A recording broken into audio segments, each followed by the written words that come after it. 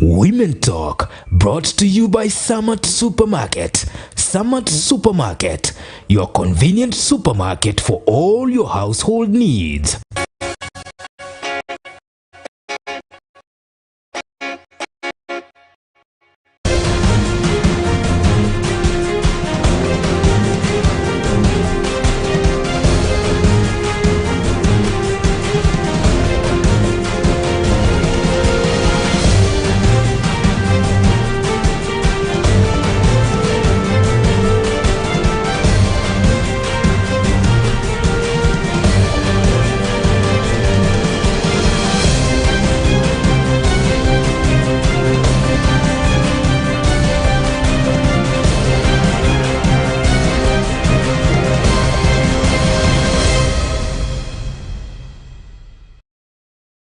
Hello ladies and gentlemen, welcome to Maisha Prime Women Talk, where real women engage. My name is Rida Chebet Karinga. This program is brought to you by Summit Supermarket. I'm not alone in the studio. I'm joined by Sarah Muridhi. Welcome, Sarah. Thank you.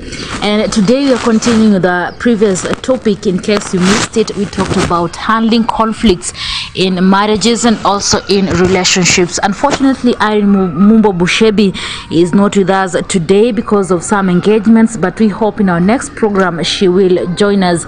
Engage with us Facebook, Maisha Television Kenya, Instagram and Twitter at Maisha TV KE. Our phone number is 0746999841. Asante sana kwa watazamaji ambao wamekuwa wakituma jumbe zao kupitia nambari yetu ya simu ambayo ni 0746999841. And today that is what we are going to talk about. We are going to handle your questions, your issues, your suggestions that was sent through our phone number. So Sarah Muridhi, leo tunaenda kuchambua baadhi ya maswali ambao watazamaji walikuwa wameibua, and they wanted some encouragements, they wanted advice. We hope that you are going to solve them. I'll start with the first question, and it was from our viewer from Kakamega County. I'll not mention the names because of security issues or because of privacy issues. So huyo alisema, how can one solve sexual intercourse problems? I think that it is the conflict between yeye na husband wake about sex. Jambo moja ya kusuluhisha mapenzi ama shida ya mapenzi ni kwanza madam anajiuliza kama akona shida. Akifanya mapenzi kama anasikia uchungu. Na kama sio kusikia uchungu, akifika wakati wanaenda kufanya mapenzi, mind yake ina switch off, inaenda mahali kwingine. Akijiangalia aone akona hizo shida mbili, the only thing I can say to seek medical advice from a doctor. Ili hadi achunguze onekane kama akona shida ya ugonjwa yoyote. Tunajua we have ugonjwa yenye unatakigi our sexual organs, like syphilis, and we call them STDs, sexually transmitted diseases, or even cancer. So she should go for checkup so that the problem is realized earlier, so that she can be treated. If the doctor also realizes she has a psychological problem, she should also be sent to a therapist, so that they can work on a journey together until the problem is known and solved. That's what I can say. And what about the conflicts? Maybe between yeye na the husband, mwingine anataka wakati mwingine hataki. Hata hiyo inataka wote wawili, the couple, wakae chini wajiulize ni kwa nini wakati niko kwa mood wewe hauko kwa mood. Emoso kama kitambo haikuwa hivyo, ni vizuri mwanamume kwanza ajiulize kama yeye amechagia katika hiyo hali. Labda mama ama mke wake alisikia kwamba the husband has been unfaithful. Na hiyo mwanamke sasa anaona mimi sitakuwa second fiddle, naenda nje alafu nakuja kwangu. So it can also bring conflicts, and the wife or the woman doesn't want to open up as to why the reason it is. So the husband should also ask himself, if before you are doing it happily and were enjoying it, how come now it is not there? So just kama ni yeye ameleta hiyo changamoto. Na pia mwanamke pia ajiulize hata kama alienda nje ya ndoa, sasa anajishuku. Akikuja huku kila wakati mawazo anafanya nini? Ina switch cause could be she's feeling guilty, or could be she felt the other side is better than where she is used to. So they should always sit down and consult one another and ask. And you know, when asking these questions to your spouse, you need to ask in a wise way. Yes. You need to be very wise on how you bring this matter to the table, so that doesn't hurt one's feelings. And then you put somebody off completely. And the idea here is to bring our love back together.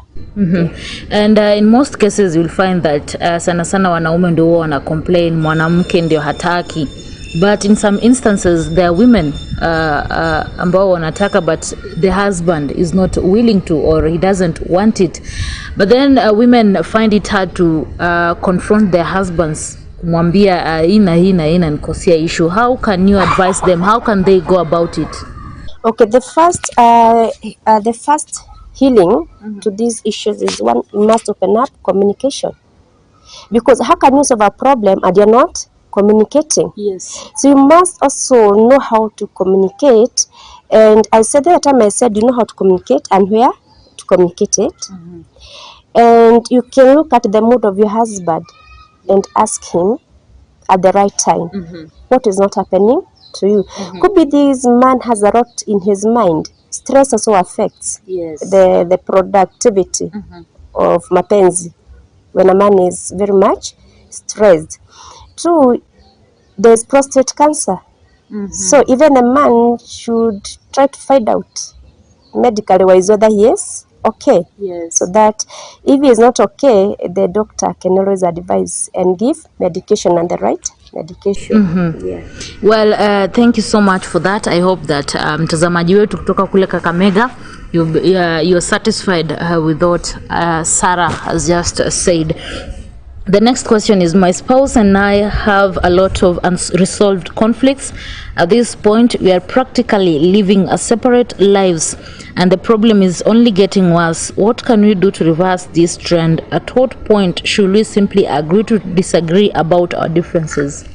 Okay, jinsi nimesikia hilo swali ni kumaanisha hawa watu wanaishi kila mtu kivyake, but kuna hii jitahidi ya kutaka kuwa pamoja. But hapa katikati kuna kitu kinafanya wasiwe pamoja. And the thing that is making them not come together, they should first find out what is it that brought them to separation in the first place.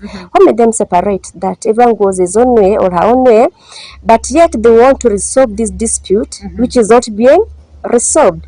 I don't know whether they have tried whereby they can consult a counselor. You know, a marriage counselor. A marriage counselor can help them resolve their differences. Because you know, separation bet can be brought about again by so many things. The upbringing of these two people, remember, it is very different. The unfaithfulness of one partner, na kufanya the outside interferences, like I was talking about the other time, it also come between them. Even money, finances can also even bring about separation. So what I'm saying is that you try and find out the common thing that is making you always conflict, or that not common thing that making you always conflict. If you cannot be able to share it with a pastor or a friend, I have said the best thing is seek a counselor's help, a marriage counselor help, the two of them, and she's going to help or he is going to help. And I've seen that she has mentioned about unresolved issues, and I remember you talked about handling issues immediately, not piling. Alifanya makosa, tutasolve kesho, so the conflict inazidi escalate. Yeah. The next is my husband struggles, and I don't know why it is only women who are complaining about their husbands. My husband struggles with issues from his past. I have encouraged him to talk to a counselor, but he thinks counseling is for losers. Is there anything I can do to change his attitude about seeking help? Yeah, there is quite a lot that she can do to help her husband, because the person that she loves, and I can see the concern in her question. One thing is to help the husband understand ya kwamba seeing a therapist or a counselor, yes, it is stigmatized, but there's a way she's going to support her husband by ensuring and telling the husband, I'm going to keep it private. You know, when there is privacy, privacy makes so many things go well. So she assures her of her support to encourage him, tell him about the privacy. And also, when we are talking about the issue of taking your husband for therapy, it's good to know the right place and the right time. So that he can see, at least, even now you are handling me, you are concerned about me. Yeah, so she must be very supportive. Well, thank you for that. My husband and I were married 1 year ago. We are very happy and have a great relationship, except for one thing. I really don't get along with my husband's friends, and this causes conflicts between us. I'm sure she's not the only one who is in this situation. I'm sure there are so many women who find themselves in this situation, or even men. Now, the question is, what does she not like about her husband's friends? Is it because they are taking up the husband's time? Is it because they're controlling her husband? Is it because they're making an advancement towards her, meaning they don't respect her, they don't respect the institution of their friends' marriage? So there's so many questions this lady is supposed to ask herself, so that when she get it right, why she is not happy with these friends, she can sit down with the husband, convincingly convince the husband, hawa marafiki wako hawaleti shagwe katika doa yetu. Na ukisema hivyo lazima yutable why, because usikabia bwanako ya kwamba mimi sipendi hawa marafiki yako, na uliwapata na wao labda walianzisha huko nini inaitwa aje wakiwa shule, they were schoolmates, classmates, unaona. So before you come and break that border, it will take wisdom. I tell you, because it is either you get in or you get out. And not getting out where I don't know what she want, getting out where she want to get the husband to get out of that relationship, she must go with the very convincing reasons, so that the husband can see the sense in it. And when the husband sees the sense in it, of course, he'll also start cutting that relationship slowly by slowly. If the husband values the wife, if the husband decided I'm going to love on my wife, he will sacrifice the friends and go back to the wife, because these are the sacrifices I used to talk from the beginning. You sacrifice what you see it is best for you, because now you brought somebody else in here. You talk about you mentioned earlier about maybe those friends are taking as in wanachukua time mingi sana and your husband, yet you need his time. In some instances, you'll find that maybe a woman will approach the husband and tell him that, these friends are taking much of your time, which is supposed to be my time. And you'll find the answer will be, how alikuja mbele yako? You cannot control it. How can you handle that? No, this is where I said we need to be very wise on how we are going to table our reasons. Because now here comes for reasoning, whereby you reason you are with your husband and convince him our marriage is at stake because of your friends. Usiende direct kumwambia marafiki zako ananisinyaga, mimi sitakagi kukuona na wao, ama sitaki mkiwa na wao, ulinioa wasio wao ulioa. I said those words are not helping at all. They destroy. And that's I normally say a woman should be very wise in how she table her complaint to the husband. Ukienda na ile maneno matamu na kwambia utamuweza, na taachana na hao marafiki.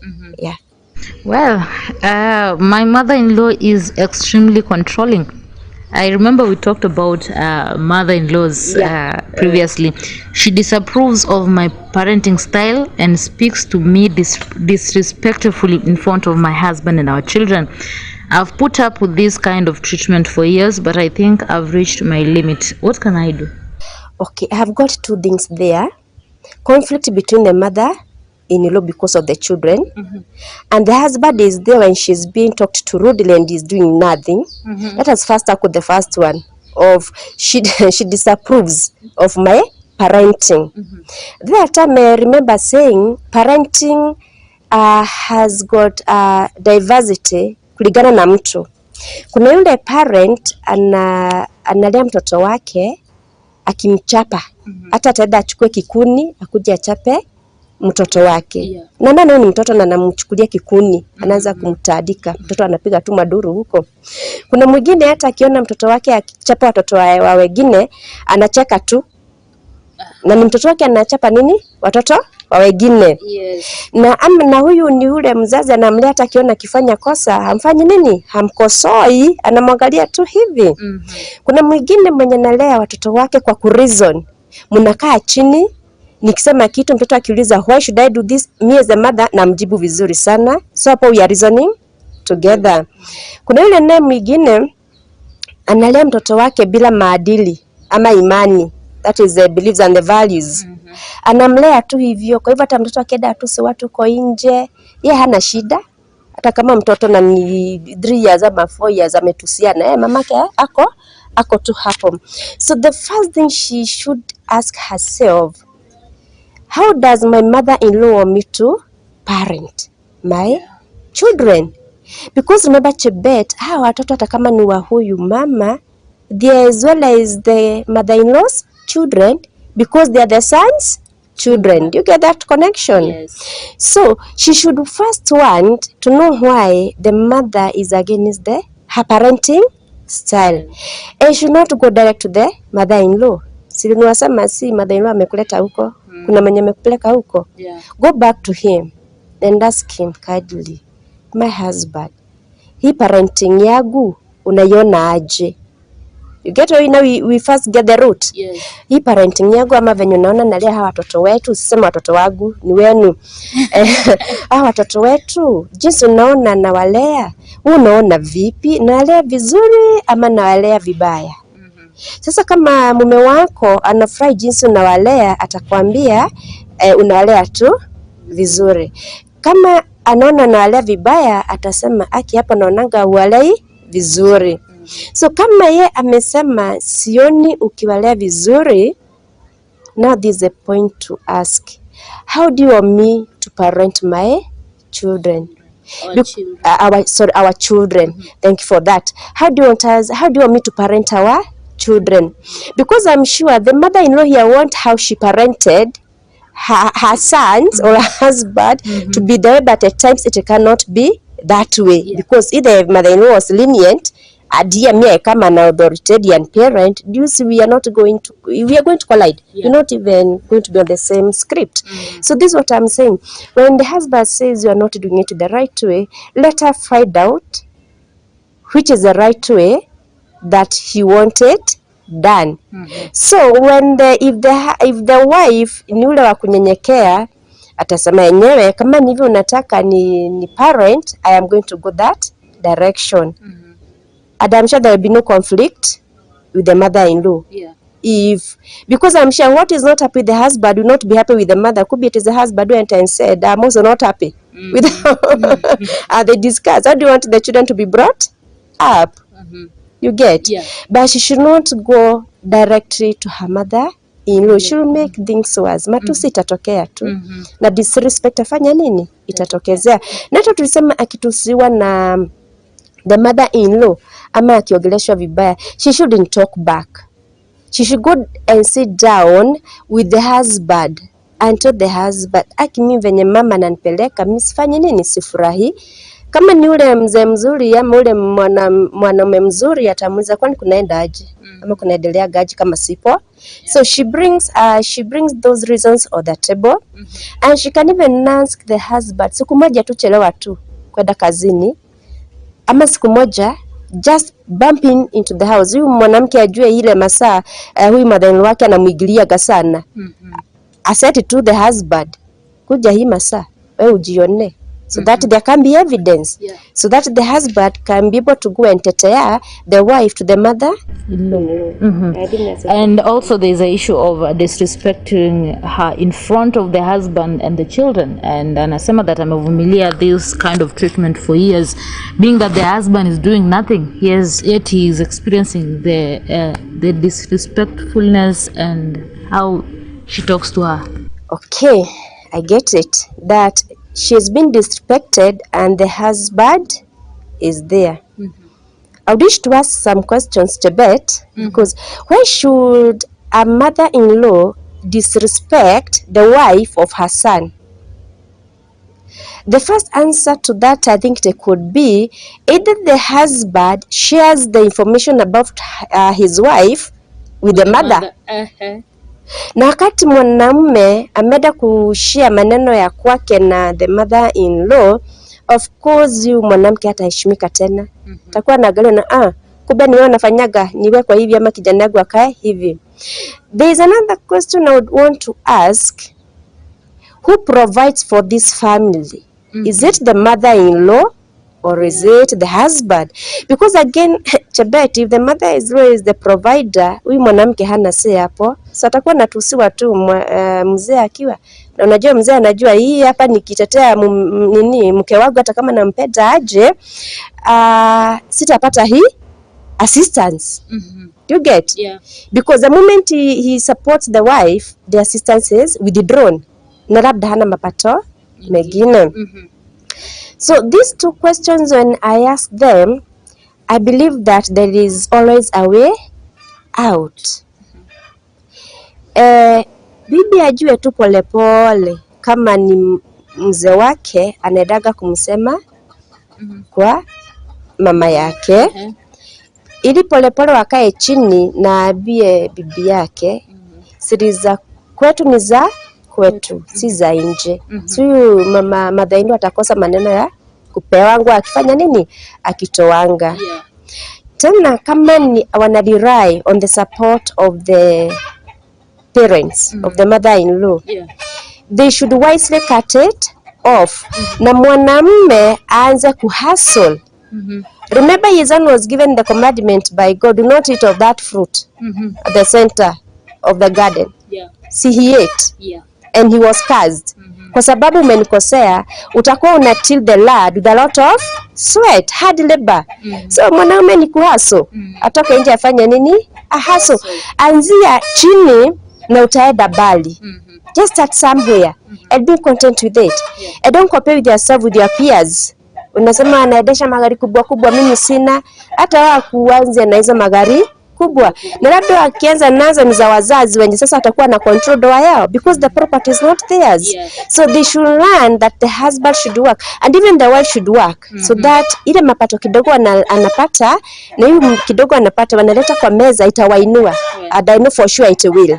Hiyo italeta amani kwa doa yao. Well, thank you so much, Sarah, for that. We are going for a short commercial break. Continue engaging with us on Facebook, Maisha Television Kenya, Instagram and Twitter at Maisha TV KE. Our phone number is 0746 999 841. My name is Rida Chebet Karing. Stay tuned.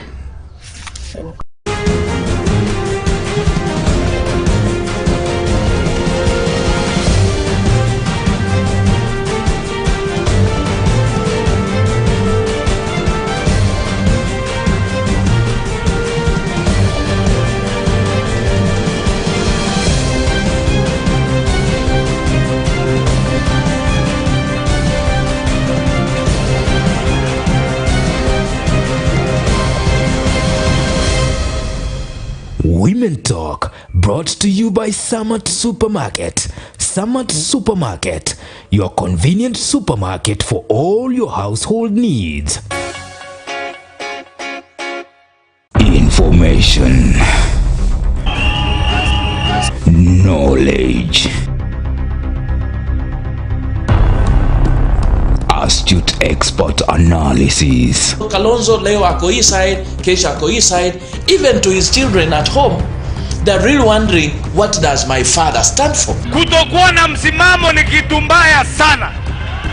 Kutokuwa na msimamo ni kitu mbaya sana. Ni kitu mbaya sana. Never implemented because of the confusion that arose because of the handshake stories. Lakini mzee amekanyanga polepole akuja kupitia ukiwa bado kwa barabara. I wouldn't say that because I would go with what Deputy President himself said when he was unveiling regarding Gachagua, because it will be putting words in his mouth. Credible and authoritative insight in news and leadership auditing. Right, welcome on board. My name is Rida Kering Chabet. Get the latest financial and business information. The only challenge we have now is about the hike of the prices of food, whereby when you come like the oil we have now, the price is too high for us. Hoteli lazima iwe na changamoto zake, sababu ukiona saizi ni wakati tumekuwa kwa corona ndio imeisha, sasa hivi vitu zimepanda, so for us to maintain ile quantity, it's now a problem for us, so we have to add some prices to other things, or we have to reduce the quantity. That will open your acumen on sound investment in the largest and most developed country in Eastern and Central Africa. I swear to God, I love Kenya. I guess I tell all fellow Kenyans to just, be in love and respect love and the place it plays in our lives.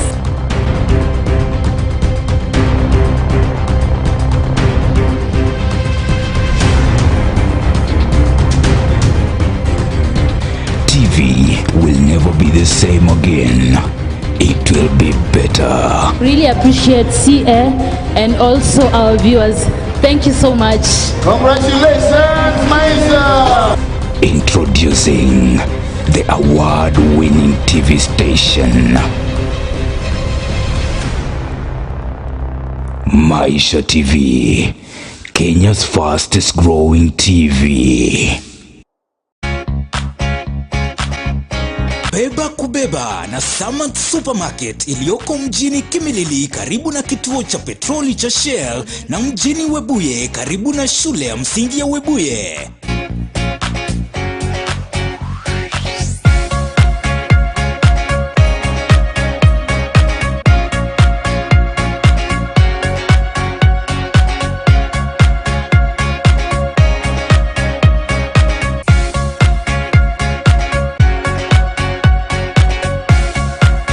Bidhaa zetu ni za bei nafuu, zikiwemo mafuta ya kupikia, unga wa chapati na sima, vitabu vya shule, viatu, bedding, electronics, carpets, miongoni mwa bidhaa zinginezo.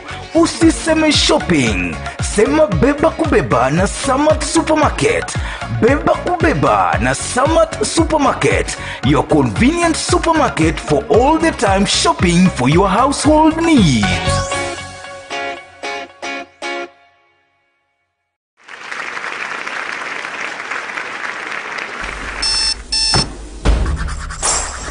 There is a saying, behind every great man is a great woman. But there is a divide, a gap, a separation. It's about acknowledging the unseen efforts, the disparity, and expectations. Support. What does it mean to have support? To give support? To live without support? It's time that support goes both ways. Because beside every great man is a great woman.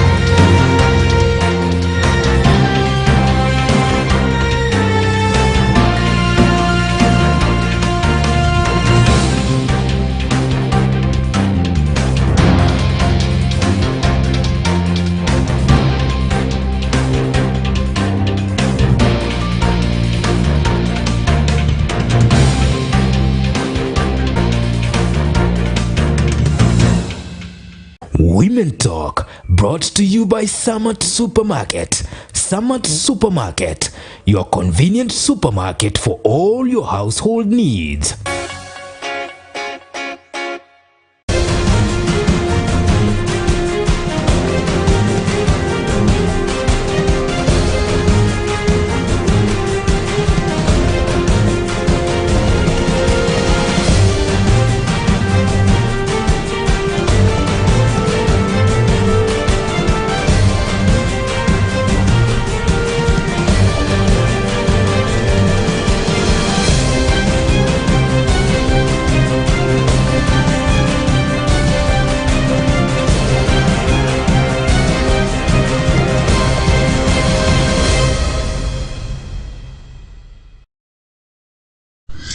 Right, welcome back. My name is Rida Chebet Kariring. Thank you so much for staying with us. You're watching Maisha Prime Women Talk, where real women engage, and this is definitely Maisha Television Kenya.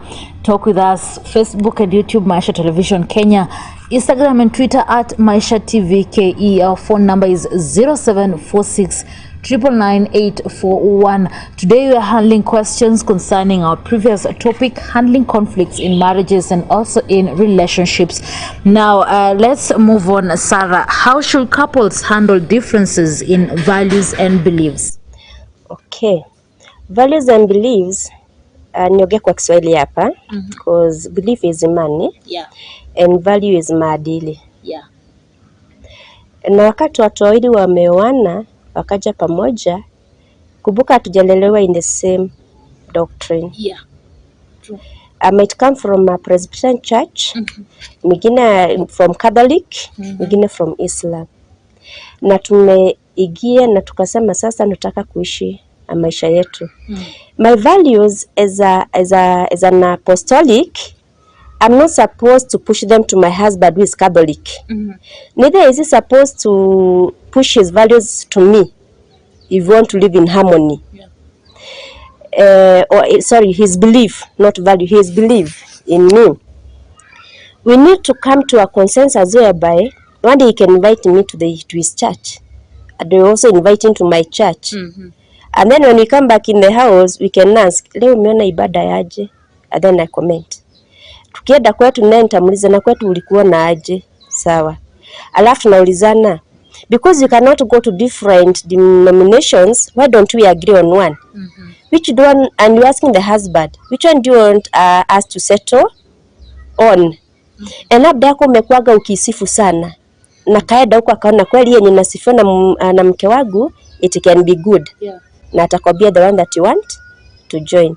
So I don't see beliefs bring conflict very much. It is because there is that misunderstanding that you're not supposed to push your beliefs or unataka kubadilisha imani ya mtu by force. No, it can't go down well. There must be consensus. Na mimi nasemanga, if you want anything to go well, you must use a lot of wisdom. And what about the values? Vile huyu alilelewa, si venye huyu alilelewa. Now you together. Now, vizuri watu wengi tumelelewa kutokana na the beliefs, cause imani ndio inaletaga maadili. Kuna mmoja ni mwaminifu, mwingine sio mwaminifu. Na mtu mwenye ni mwaminifu anakuwaga mzuri sana. Na kikosoa na mwenye sio mwaminifu, hata hapo shida inafanyaka nini? Inakujiaga, cause forgiving now becomes hard. It becomes very hard. So these people should sit down again and see the strength in one's values. Because your husband has his values, you have your values. Unamstudy tu, na yeye anakustudy tu. So kile kizuri utalan kwake unakichukua. Niye kile kizuri anaona kwako atafanya nini? Anakichukua, because you teach one another in marriage. So that we live a very beautiful and loving and good marriage. So you know, if these values are not there, the marriage could be very boring. Do you know that? But our values make our marriage very interesting. Because one is an introvert, one is an extrovert. Kuna mwenye anataka kila wakati ako happy. Kuna mwingine is just an indoor person. Alafu siku moja huyu mwenye ni happy anaambia huyu mwenye ni Mwindo, kuna mahali nataka nikupeleke. Hebu tende upaone, alafu paona later on utaniambia venye umeona. So mwanamke kubali, pelekwa nje. Na ukienda nje uone venye the atmosphere is relaxing, hakuna stress huko. The next time akisema nataka kwenda out, maybe hata mimi nakufuata. Unaona? Yeah. So you try to accommodate each other with those values and beliefs, but don't try to change by force.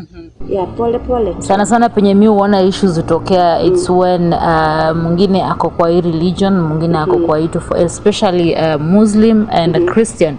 You'll find that there will be conflict there. Mwanamke either atakuwa forced a convert ama mwanaume atakuwa forced a convert, and in most cases usually they have to split because it doesn't work. They have to split. Yeah. And moving on, we know that watu wakishaoana inaleta ile boredom, kuona ule mtu kila siku, although siko kila mtu, kuna wale ambao wana find something different every day. How can couples deal with boredom? Kukaa tu na ule mtu the same day, kesho kutu watu tunaamka asubuhi tuko tu na wewe.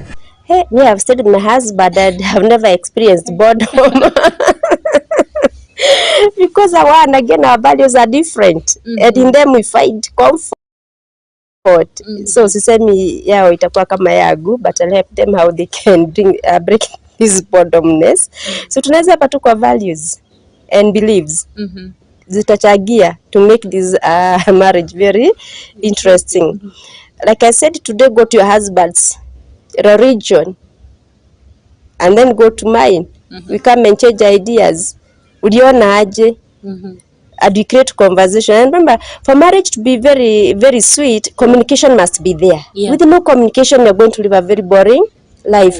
And then so I've said, do not try to change your person. You kama ni more extrovert. Koja oge, you have to break your boredomness. Unaona? Imagine mkuu nyinyi wa elimu na nyamazaga. Boredom, of course, it is going to get in. So you can create activities together. Exercise. Usiseme atumezeka wewe bado wewe sio mtoto. You can do exercise together. For example, when you get from work, get into the house after kukula, mseme situfanye some press ups. So mkifanya hizo press ups, tunaona kuna mwenye hata hainuki. Mwili wake akienda chini uko tu hapo. So I'll start smiling. Na yeye asinichukue negative. He make fun out of it and we start laughing. If it is, you can also watch program like leo tunasema mimi napendaga kuwatch ball, so why don't you join me? So mimi nikichia naona pia unasema in fact you can even say mimi nachukua hii side ya Arsenal na hii ya Man, how I said I hear them say unachukua hii na nini unachukua hii, but it's not a conflict at cause we are not saying that because I've won, I'm the hero here. So we are only trying to break boredom. So munabia na kwanza tutachukua sasa, lakini hii isikuja sasa utaniput down, utanichekelea kwa sababu side yangu umefanya nini imeshindwa. No. It is bringing fun into that family. Again, you can also watch things on the internet. TikTok now is having so crazy funny things. Yeah, you can see somebody on the phone nasikia anacheka. Alafu namuuliza nini nimekufanya ufurahi hivyo, anakwambia njoo uone. So na unaenda unafanya nini? Unaona. Na yenyewe unajipata tu unacheka. Haven't you not broken the boredness?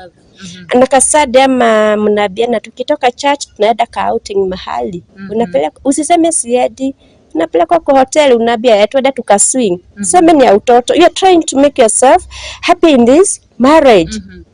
I don't know when you're happy you stay healthy for long. Yeah, you age gracefully, I tell you. So there is so many ways of creating this boredomness. Wakati mwingine nasema si twende kwa hoteli tukakula huko supper. It's another counting. Yeah, so mtu wako pale anapikia tu, nyinyi tu mnaongea zenu, and there are so many topics that you can discuss with your spouse. There are very many. Siasa lakini silete shida. Ati wewe unasema mimi na mrego huu na mimi na mrego huu. Hata kama wewe unajua na mrego huu na mrego huu, talk on the general things. Msiende deep. Ya kufika ati hapana lazima jumini kichwa cha nyumba uende side yenye niko. Values again tumesema values hapa ziko tofauti.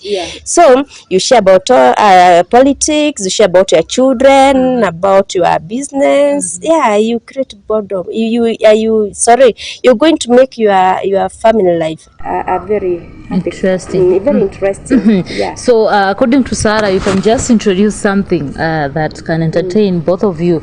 Maybe sometimes you can watch together a program, a movie or something, game. You can go out once in a while. You can just introduce something new. Si kufanya to the same thing every day. Unaamka, huyu anatoka anaenda job, jioni anarudi anakula, mnalala. That will bring boredom. Thank you so much. Jealousy is another common marriage problem that causes a marriage to turn sour. How can couple deal with this? Jealousy. Wivu. Enyewe wivu imevuja doa, na wivu ingine ni hata yenye hata haina nini kwenye imetoka.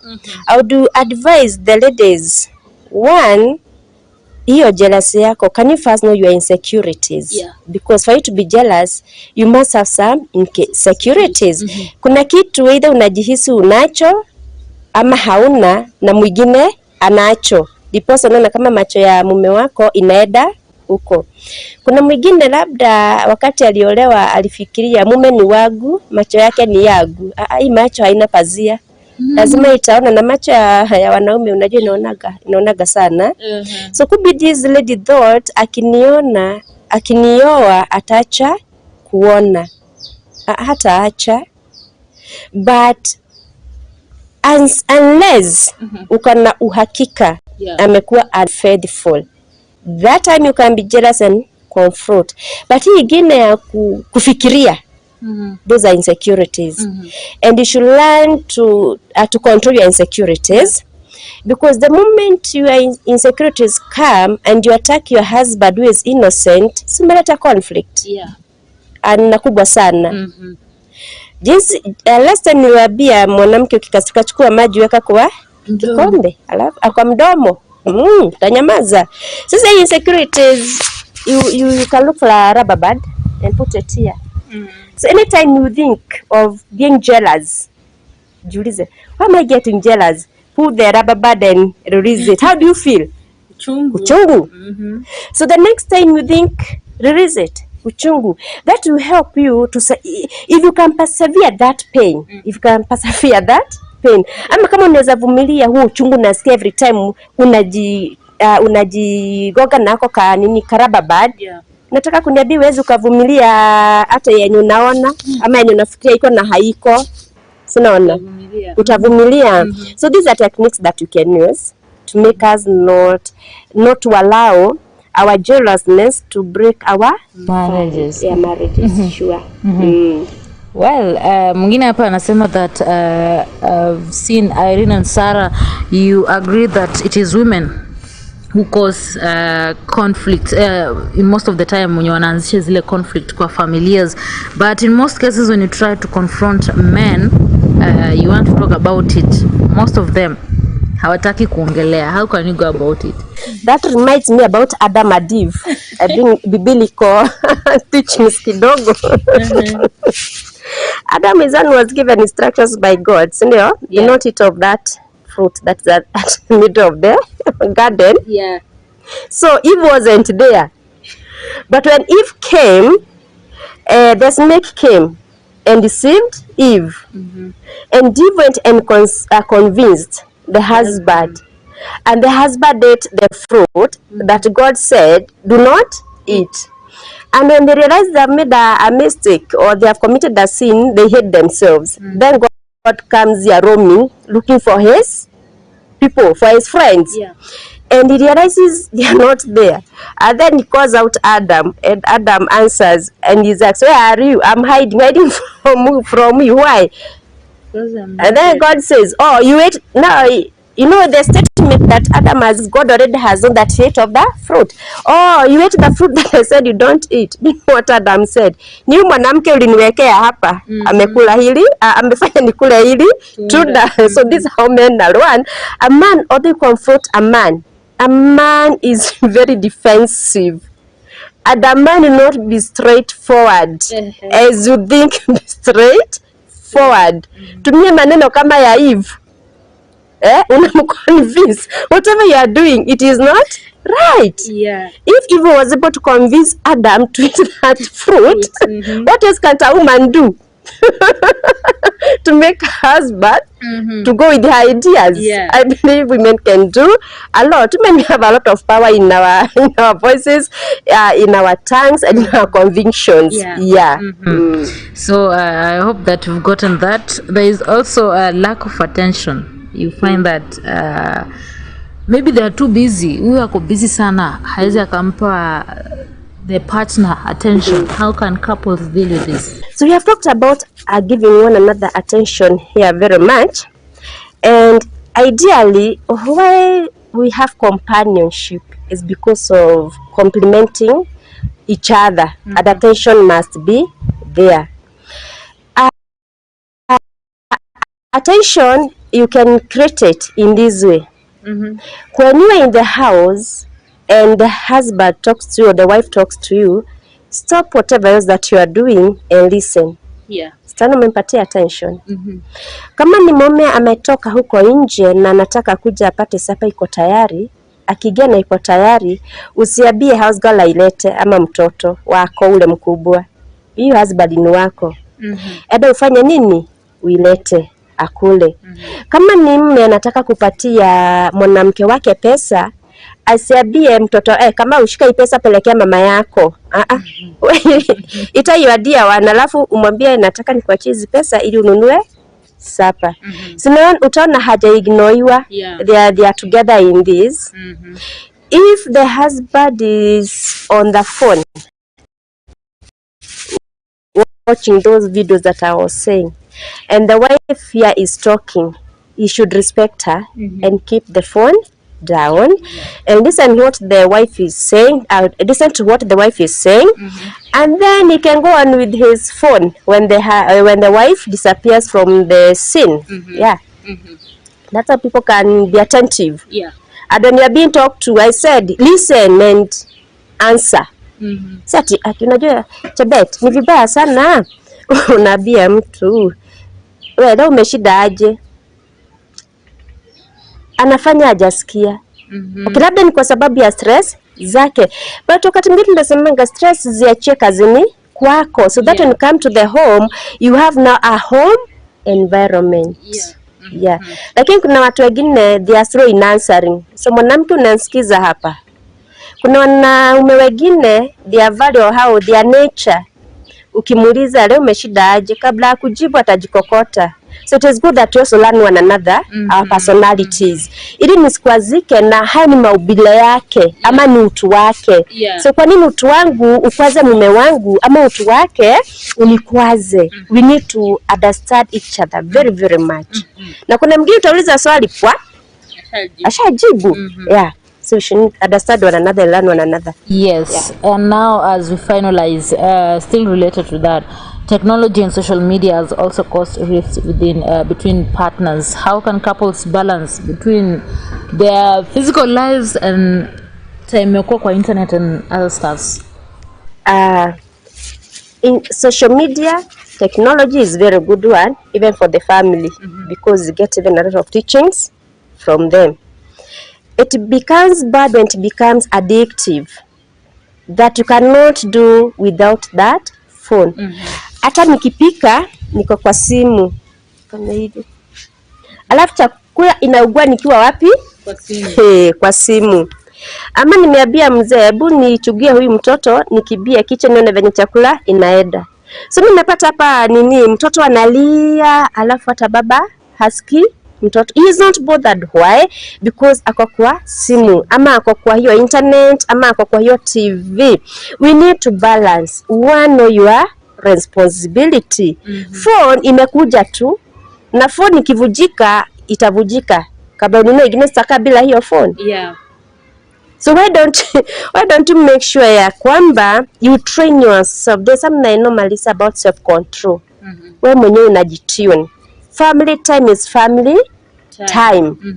And it is family time. I'll not be on that internet. I'll not be on that phone. When I'm done with the family time, now I can go back to the internet. Na nilisema mara nyingine tuwe tunakamilisha maneno ya ofisini ili tusilete nyumbani. Juu pia hiyo inachagia. Kwa sababu mtu amekuja na masomo yake, anataka kukiendeleza hapa, na mwanamke yeye hayuko masomoni ama mzee hayuko masomoni, but all the time is being taken by that. We need to balance actually. Yeah, so there's a way you can find a balance between kushinda kwa simu and spending time with your partners. And now, Sarah, as we finalize, just to last words to our viewers, couples experiencing some of the questions that we've tackled, and also if you have a question, you can forward it. We'll tackle it in our next program via our phone number. Sure. Your last words to our viewers. My last word is I hope wamenisikiza na wapokee, nitawasaidia. Yenye labda nimesema wakaona hii siwezi kafanya kwangu, hiyo wanaiwacha tu. But I'm sure I'm making sense when I talk to them. And when you practice these things, they are going to make your work, your marriage work. Those are the techniques I've used in my marriage. I'd be happily married, I tell you. Thank you, viewers. Continue watching. She is happily married. She has 2 sons, and so when she gives out advice, make sure you grab something because it worked for her. I know that it can work for some of you. Thank you so much for being with us since the start of the program. Maisha Prime Women Talk, where real women engage. My guest was Sarah Murithi. Today Irene is missing, but we hope that she'll join us in our next program. Engage with us via our phone number, which is 0746 999 841. Also our social media platforms, that is Facebook and YouTube, Maisha Television Kenya, Instagram and Twitter at Maisha TVKE. My name is Rida Kering Chebet. See you next time.